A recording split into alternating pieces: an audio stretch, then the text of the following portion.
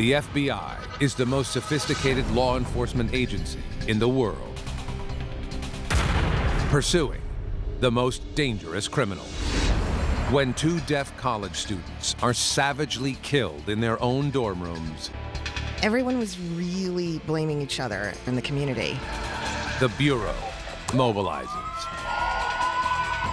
The killer had great access to both of these dorm rooms and carried out these crimes unnoticed. Who has access to both of these students? I mean, who has a motive to do this sort of thing? Everybody was thinking, we've got a serial killer loose here. FBI. Criminal Pursuit.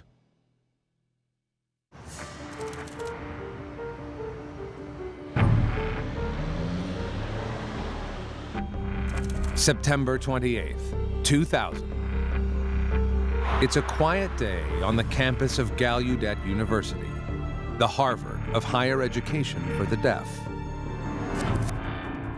Surrounded on all four sides by fencing, the campus is a tranquil island in one of DC's roughest neighborhoods. Once you got right outside of Gallaudet, you'd get mugged like that. The fences didn't, to me, feel safe because things can happen inside of an island, not just outside of an island.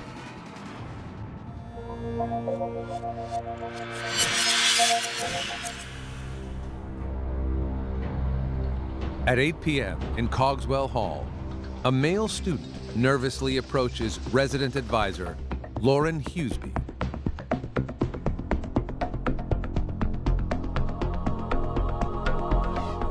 He told me that he was supposed to meet up with Eric Plunkett for a tutoring session. So I told him, why don't we wait a few minutes and see, maybe he'll show up a little bit later.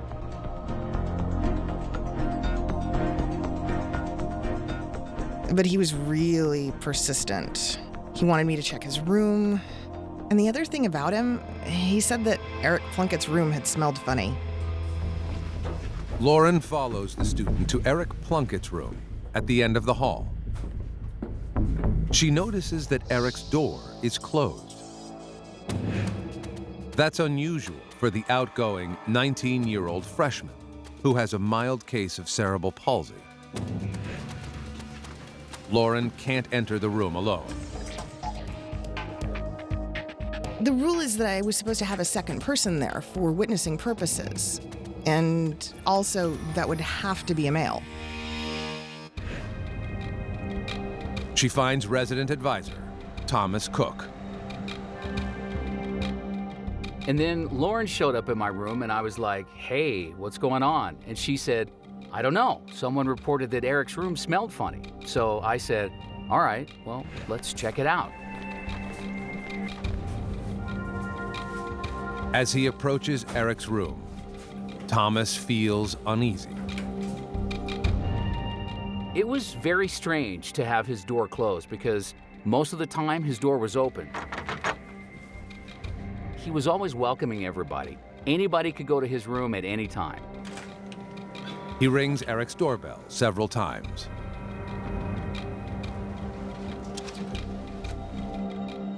The doorbell has a light bulb above the door.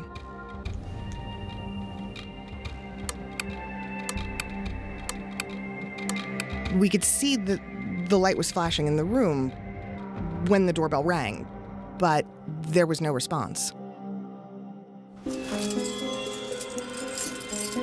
We have a master key where I can get into anybody's door at any time.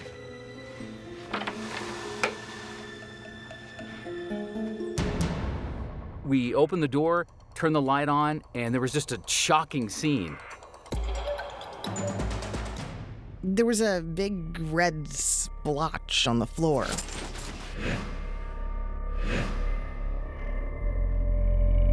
I thought it was really odd, so I followed those spots to his body. And his body was face down on the ground. Horrified, Thomas rushes to Eric's side. My very first thought was, I hope it's just a seizure. I hope it's something like that, but I was seeing so much blood around the room, I just knew.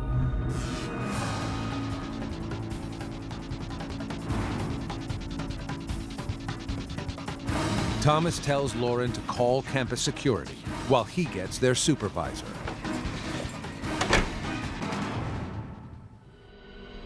I went to go see my boss. I just said one word. I said, death.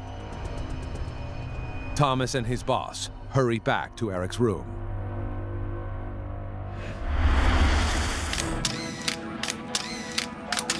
DC Metro Police are called to the scene.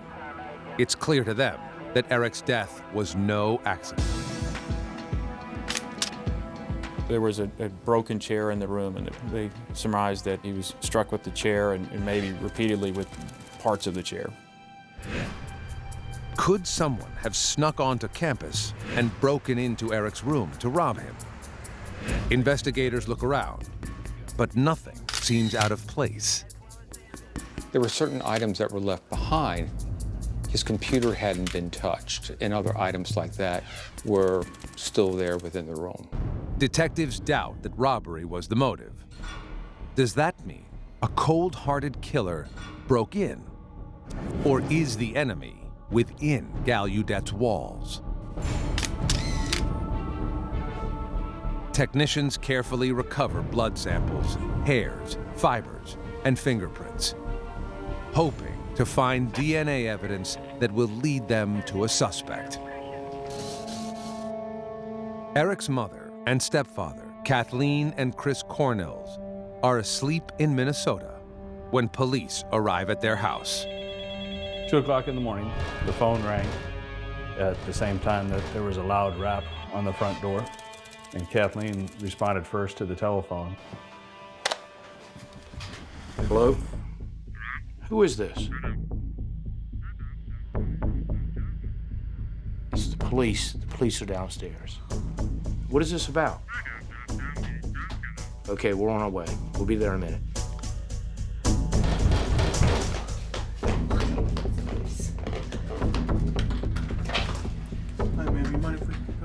They asked if he, was a student in Gallaudet, Washington, D.C. Yes. Then they told us there'd been an altercation and that he was dead. Eric's sister calls their father, Craig Plunkett, in Oregon. I believe she asked me if the police had come to the door. And I said, no, what's going on? And she says, they found Eric dead in his dorm room. I have one chair that I sit in. I went over, I sat in my chair. I sat in that chair all day long.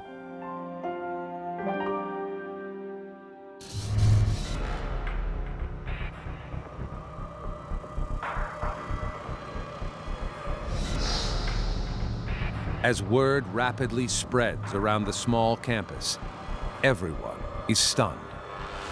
Though he was new to Gallaudet, Eric was already popular. I just kept thinking, why him? I have to admit, I was starting to think, well, maybe he was an easy target.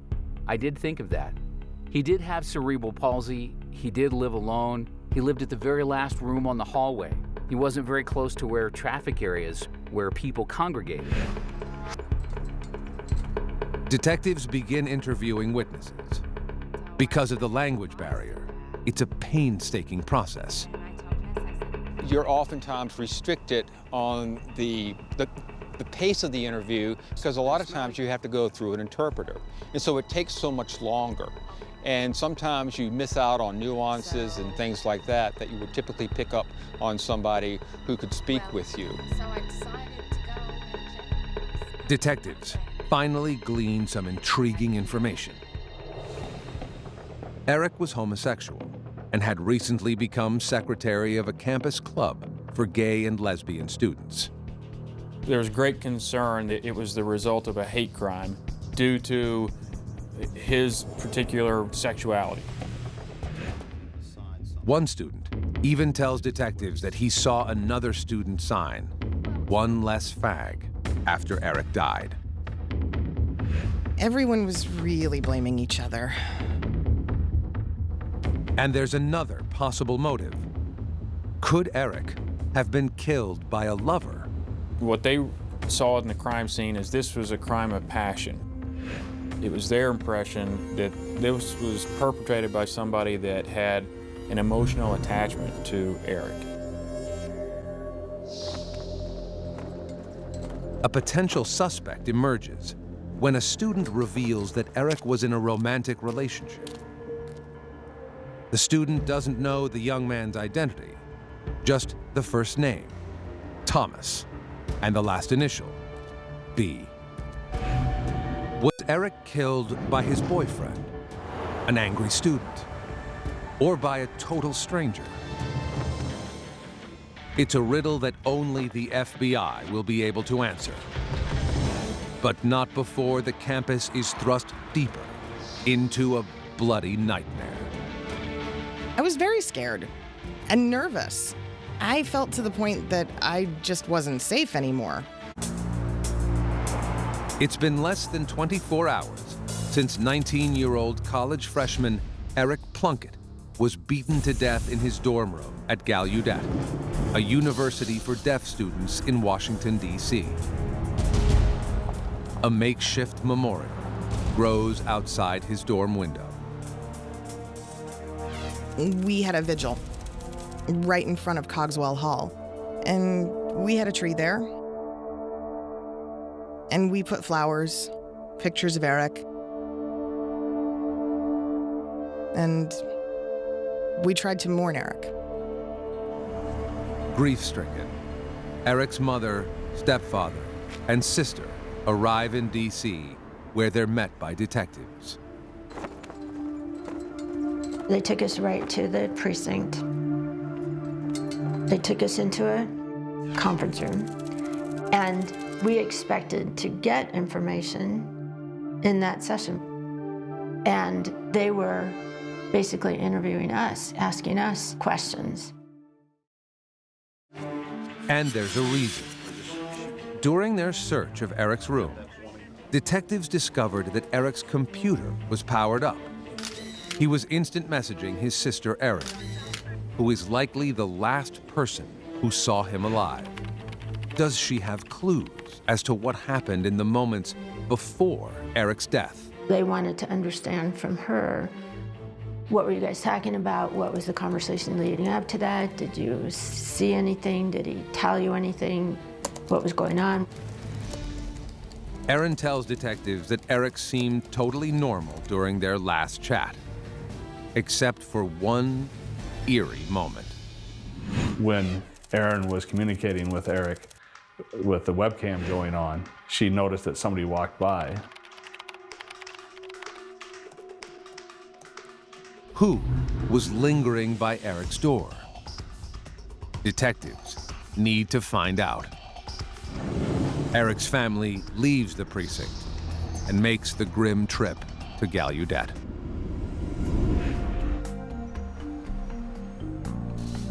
Eric's mother flashes back to the day she dropped Eric off. We were getting ready to leave, and gave him a hug, and I said, just the typical, good luck, I don't want to leave you. And he's like, Mom, you don't have to worry about me, I'll be fine. And those were the last words that he said to me when I last physically was with him. Don't worry about me, Mom, I'll be fine.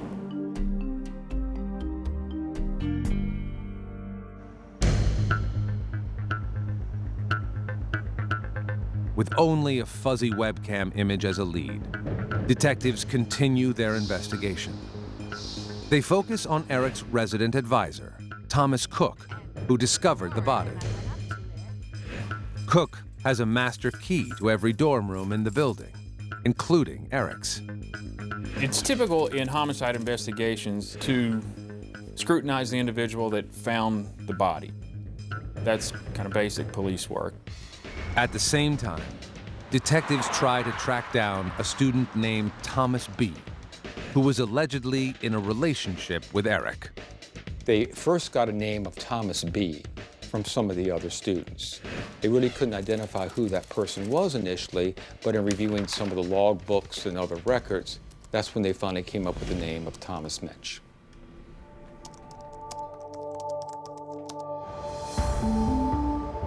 Thomas Minch is a freshman with no criminal record and no disciplinary problems at the school.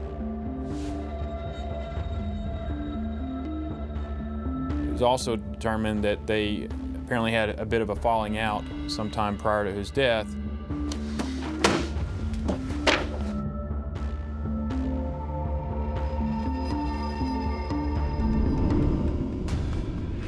Detectives debate whether the killer targeted Eric for being homosexual, or if Thomas Minch himself killed his former friend.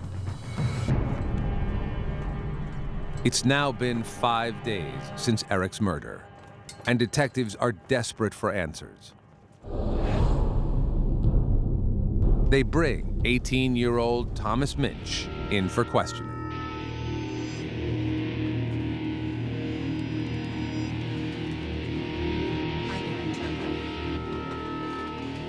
Thomas, I appreciate you coming in to speak with me today. Detectives interview Minch for more than 2 hours. Yes, I pushed him down. So? Minch admits he and Eric had been close and fought when Minch ended the relationship. He admitted that he had been in an argument sometime before, and he admitted that during that argument, he pushed Eric. Once Minch admitted to this physical violence of Eric Plunkett, then the interview stopped. Thomas, stand up. Stand up. What? Stand up out of your chair. Why? Hands behind your back. You're under arrest for the murder of Eric Plunkett. You have the right to remain silent. And that was accepted as a confession that he, in fact, had essentially beaten Eric Plunkett to death.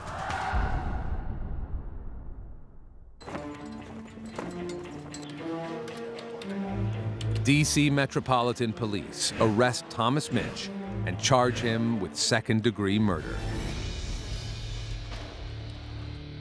But, as time will tell, not everything is as it seems.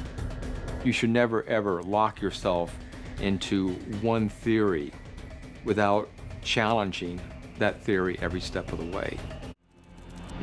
Just hours after Thomas Minch is arrested for the murder of Eric Plunkett, the sensational news of one deaf student killing another on a world-renowned campus floods the airwaves.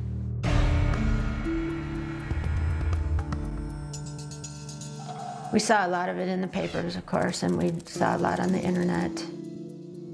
I mean, it's strange to see your son's name in the newspaper, and especially attached to something like this. DC Metro Police are convinced there is only one reason for the murder: a falling out between Minch and Plunkett.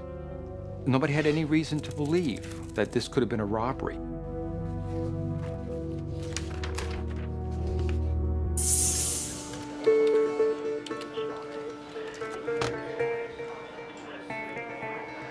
Detectives collect fingerprints, blood, and handwriting samples from Minch to compare to evidence collected at the crime scene.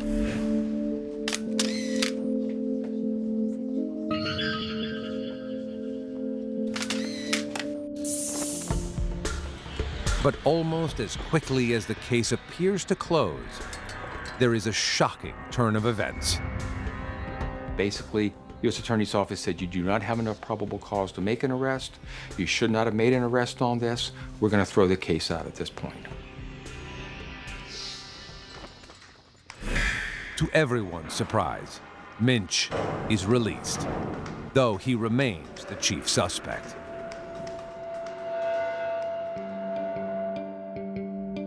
Eric's family learns of the dramatic development the day of Eric's funeral. What do you mean you let him go? He confessed. Didn't make sense, didn't compute. Once again, the Gallaudet campus is gripped with fear. The students felt nervous about Minch's release. They were looking behind their backs, making sure they were safe. And they complained to the president of the university. And the president had told them, that he won't be coming back to school until the investigation's over and that he was suspended.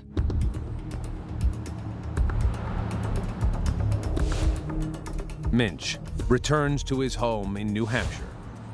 But students can't help but wonder, has a killer been set free?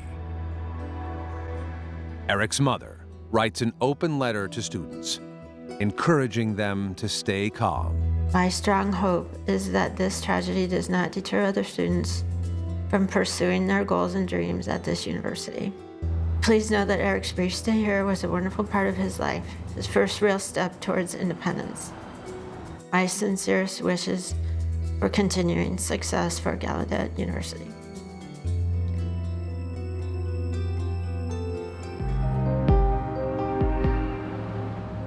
January 2001. 3 months after Eric Plunkett's murder, classes resume at Gallaudet. Everyone felt that we were back for the second semester and that it would be a pretty good semester. That optimism is shattered in the early morning hours of February 3rd. A fire alarm goes off at Cogswell Hall, the same dorm where Eric Plunkett was killed. The alarm is accompanied by flashing lights to alert profoundly deaf students. Hughesby and the other RAs go room to room, making sure everyone evacuates. And I saw the other RA who recently checked the 4th floor. His facial expression was really in shock.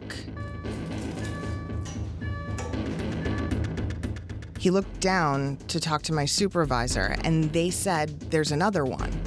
And I thought, what are you talking about, another one?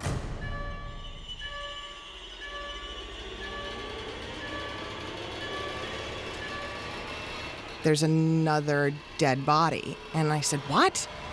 I just couldn't believe it. This can't be happening again.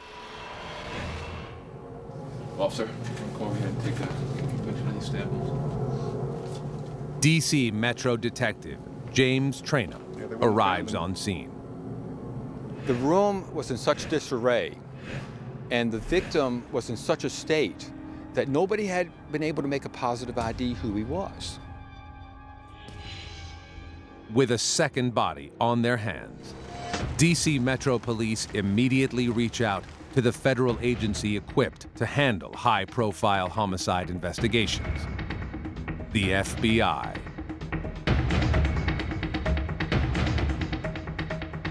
FBI Special Agent John Adams, a forensics expert, has 2 colleagues with children enrolled at Gallaudet. There was some personal investment in this case on my part so that not only the Gallaudet community could have some peace of mind, but really that these FBI folks, that they could have some peace of mind.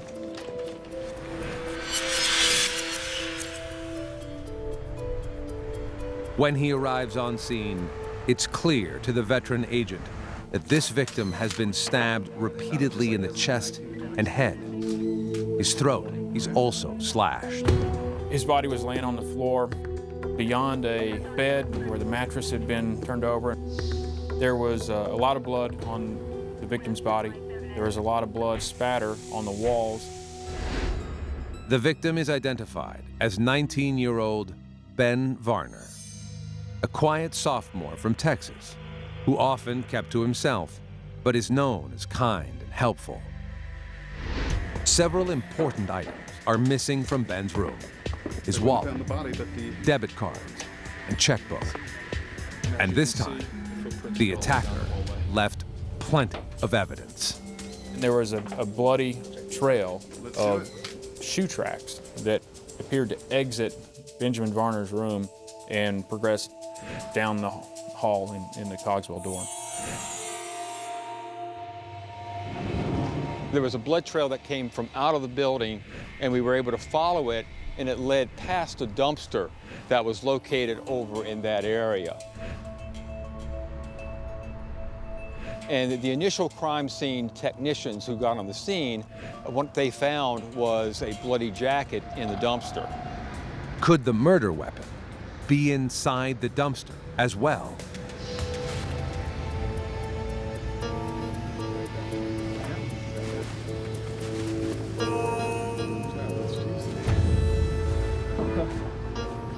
The detective who was actually assigned to the case, he pulled his pickup truck to the back of the dumpster. I jumped in and I began throwing stuff out of the dumpster into the back of his pickup truck. And that's when we found the bloody knife inside the dumpster. The team is hot on the killer's trail. They have shoe prints, a jacket, and a bloody knife. Will the evidence be enough to lead them to the killer before he strikes again? Everybody was thinking, we've got a serial killer who's here. Gallaudet students were afraid for their personal safety. There was even greater concern that the killer was still targeting Gallaudet students. 4 months after Eric Plunkett is murdered in his Gallaudet University dorm room, Ben Varnner is killed in the very same building. I felt really responsible. I thought maybe I didn't pay attention to the people in the dorm. Why didn't I notice a stranger coming into the dorm? Investigators managed to recover bloody shoe prints, a jacket, and a knife from the crime scene. They quickly determined that the knife belonged to Ben himself. But the investigation slows when the interviews begin. We just interviewed everybody in the Cogswell dorm, and anybody that had any connection to Benjamin Varnner, trying to get a better understanding of his movements and his activity. Dealing with interpreters, that really slowed down that process. And there was a number of individuals that needed to be interviewed, and so that took several days to get through all that.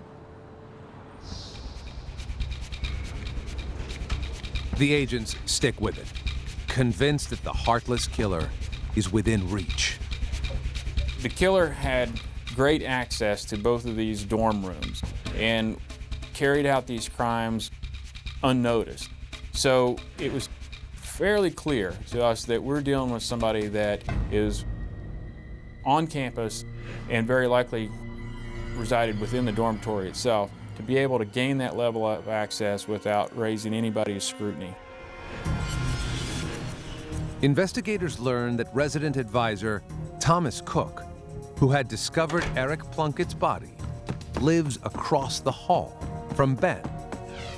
This is another one of my students. Eric was my kid, and Ben was my kid. And I was like, why is this going on? What did I do? And you know, did I not protect them enough? Was I supposed to be protecting them? Investigators eye Cook as a possible suspect. And I was just 100% furious. I mean, who would have suspected? Who dare think that I would do something like that? To think I would be a murderer? Cook's DNA is tested, but it doesn't match evidence left at either scene. Investigators turn their attention once again to Thomas Minch, the man who had initially been charged with Eric Plunkett's murder, who happened to be in D.C. at the time of Ben's killing. They started looking at Thomas Minch and learned that he was scheduled to testify at a grand jury hearing in the next day. And so they were concerned that he may have come into town early and still had access to the dormitory and may have committed this crime as well. Like everyone else, Eric Plunkett's parents can't believe this is happening. We just fell apart again. We thought that it was Minch that did it, but he's out of school. So did he come back? Did someone else kill him? What is going on? The theory unravels. when Minch's grand jury testimony reveals that he only confessed to getting into a fight with Eric, not to killing him. Once the detective heard that I struck or I pushed Eric, in his mind, what he had was a confession, and he didn't critically analyze how did this actually fit the crime as we know it. Without a confession, and with no DNA evidence linking him to either crime scene, Thomas Minch is cleared as a suspect. Investigators have no other leads, but they still suspect their killer is living on campus. It seemed like such a peaceful, tranquil place. And to have 2 of its students murdered in one dormitory just kind of violated all that tranquility that you experience when you're on that campus.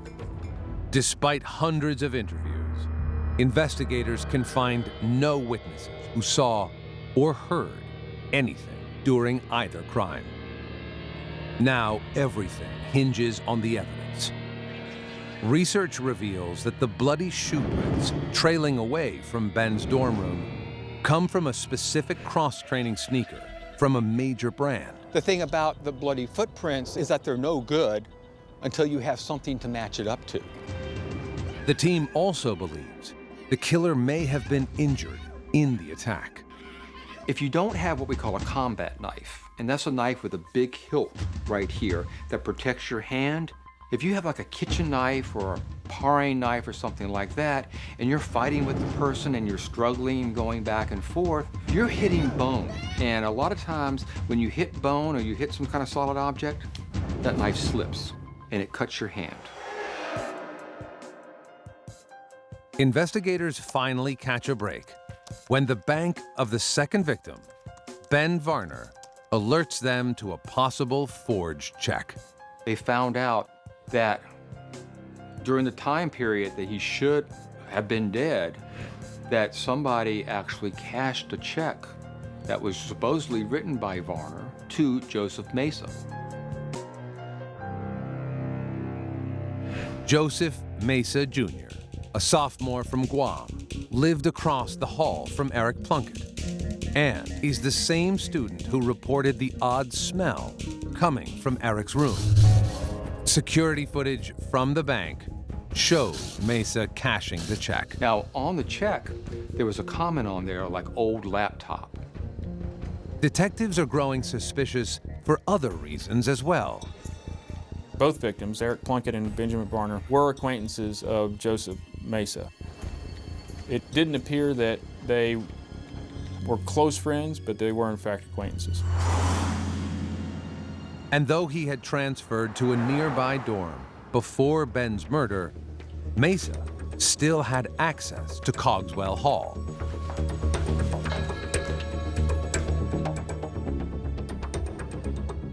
I saw him at Cogswell Hall a couple of times. He was there with the students, and I didn't even think odd that he was coming into Cogswell Hall because he was socializing with the other students there. Investigators bring Mesa in for an interview. They're looking for undeniable physical evidence. What you're looking for are cuts on the hand. That's a telltale sign.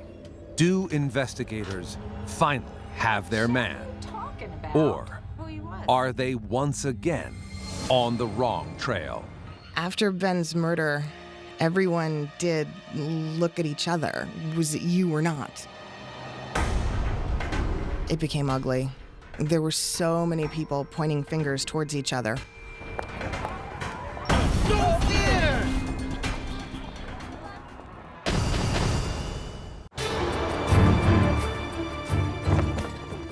Investigators have identified 22-year-old Joseph Mesa as a prime suspect in the stabbing death of Gallaudet University sophomore Ben Varnner.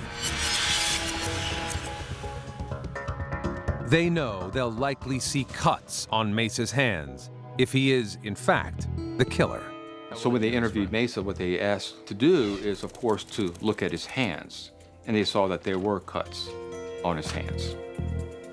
Despite these telltale signs, Mesa denies everything. During the interview, Mesa lied to them, and a lot of times a lie can be as good as a confession.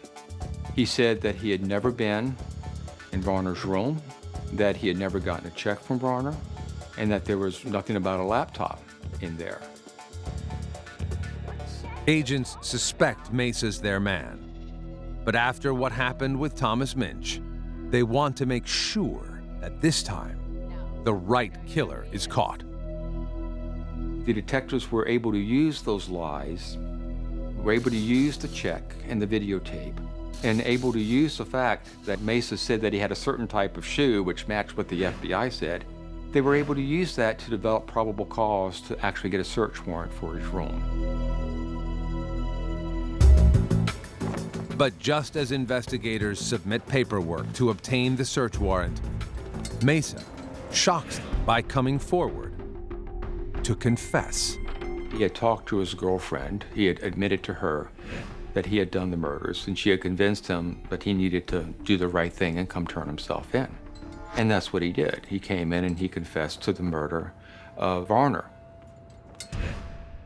I want to show you a knife, and you tell me if this knife is similar. Yeah, that's it. Mesa says he brought a knife to Ben's room, but he saw a larger knife belonging to Ben and decided to use that one instead. I stabbed him.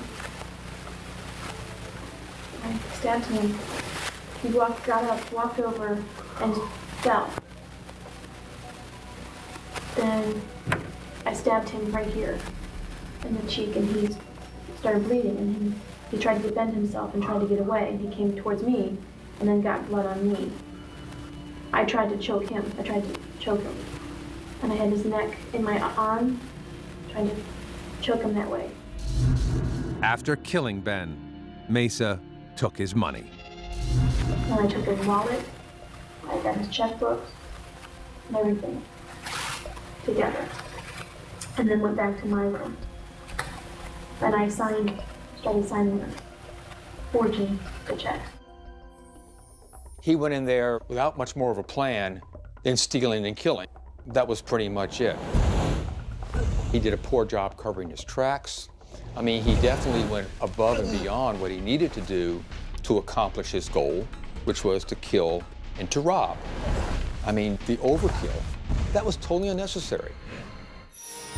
Detectives ask Mesa if there's something more he needs to get off his chest. And then they asked him, is there anything else that you want to tell us about? And he said, oh yeah, I killed Eric Plunkett as well. According to Mesa, the motive was always money, nothing more. I don't understand why I needed the money. I had $550, so this was an additional $650. So I thought with my $550 and with that $650, that would be enough to buy whatever we wanted. You know, to buy things for my girlfriend, like a TV, a mouse, so it matched everything, so it'd be purple all over. The robbery motive that turned out to be the driving force behind the killings that Joseph Mesa perpetrated was quite different than what was thought to be the motive during the investigation. Investigators still need concrete physical evidence to lock their case. They search Mesa's dorm room and hit the jackpot. Going into his room, that's when they found the bloody shoe. And that's when the game was up. The shoes match the bloody shoe prints leading from Varner's room. Investigators also uncover some items that had been bought with Eric Plunkett's debit card after his death. Investigators arrest Mesa and charge him with 2 counts of first-degree murder, plus 13 other counts, including burglary and robbery. And I was like, are you serious? Joseph Mesa? How? I mean, maybe he just snapped, you know? Maybe he just snapped and started killing people, but who is this person? When Eric Plunkett's family learns of Mesa's arrest, they realize they've seen Joseph Mesa before.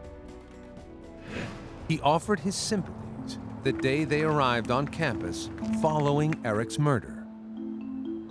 There was a big, huge poster that the student government had put together, and our contact asked for a pen, and they gave us the pen. Mesa was the student who loaned them a pen to sign Eric's poster.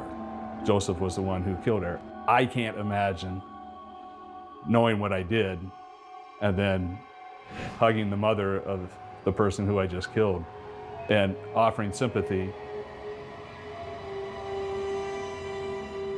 Eric's sister realizes that Mesa is also the mysterious student she saw lurking in the background of their last video chat. Eric's father comes face to face with his son's killer at the arraignment. I was looking at the kid that killed my son, and I wanted to kill him. And I had to sit there like a human being and watch this process go. At trial, Mesa claims insanity.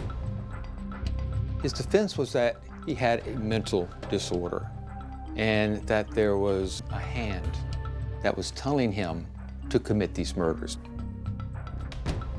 And since he couldn't hear, it couldn't be like a voice talking to him, so what he described was this hand hovering in the air and using sign language to instruct him to go out and kill these people. The jury doesn't buy it. After deliberating for only 3 hours, they find Mesa guilty on all counts. He is sentenced to 6 life terms. Special Agent John Adams can finally rest, knowing his colleagues' children are safe. There was a very personal sense of duty that I felt that we get involved in this investigation and provide whatever expertise and assistance that it required to ensure that the killer was caught as quickly as possible and a conviction was upheld in court and the person was sent away for a long time. Eric's family hopes his murder won't keep other deaf students from pursuing their dreams at Gallaudet. He found his place. He found his independence. He was free, I think that he would definitely not want other students to not have that opportunity.